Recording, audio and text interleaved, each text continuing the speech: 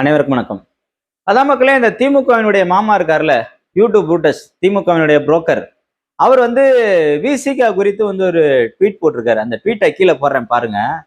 அதான் ஒண்ணு இல்ல மக்களே, வருகின்ற ஆகஸ்ட் 17 அண்ணன் திருமாவளவன் அவருடைய பிறந்தநாளை முன்னிட்டு உளுந்தூர்பேட்டையில் தமிழ் தேசிய எழுச்சி மாநாடானது நடக்க போகுது. அந்த மாநாட்டுக்கு நேற்றைய தினம் இந்த பந்தல் கால், முகூர்த்த கால் நடுற வேலை நடந்திருக்கு.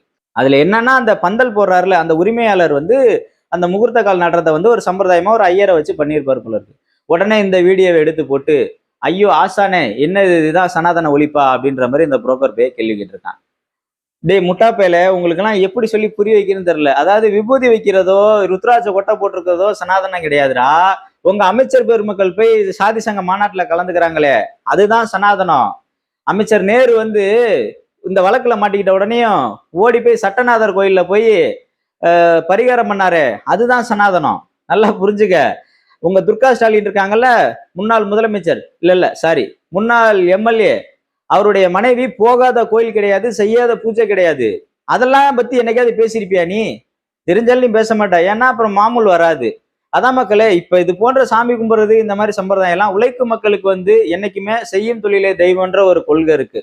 இப்ப நானும் பாத்தீங்கன்னா இன்டீரியர் ஒர்க்கு கான்ட்ராக்ட் எடுத்து பார்த்துட்டு இருக்கேன். எனக்கு சாமி கும்பிட்ற பழக்கம் கிடையாது. ஆனா என் கூட வேலை செய்யற தோழர்கள் இப்போ ஒரு புது ப்ராஜெக்ட் நாங்க ஆரம்பிக்கிறோம்னா, அங்க இருக்கக்கூடிய மெட்டீரியல்ஸ், டூல்ஸ் இதெல்லாம் வச்சு ஒரு பூஜை போட்டுறது ஆரம்பிப்பாங்க. நான் போய் என்னப்பா இதெல்லாம் இங்க பண்ணிட்டு இருக்கேன்னு கேட்க முடியாது. அவங்களோட நம்பிக்கை.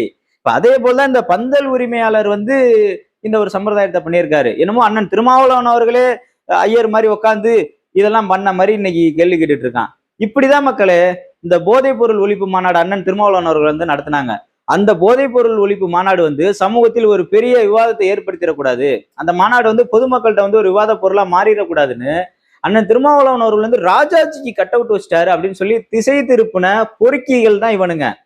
அதான் மக்களே, விடுதலை சிறுத்தைகளுடைய அரசியல் நகர்வு என்பது இன்றைக்கு தமிழ்நாட்டில் இருக்கக்கூடிய அத்தனை மக்களும் உற்று நோக்கிட்டு இருக்காங்க. என்ன விடுதலை சிறுத்தைகள் ஏதோ மாநாடு போடுறாங்க, என்ன இது, என்ன புதுசா தமிழ் தேசிய எழுச்சி மாநாடுன்னு சொல்றாங்க.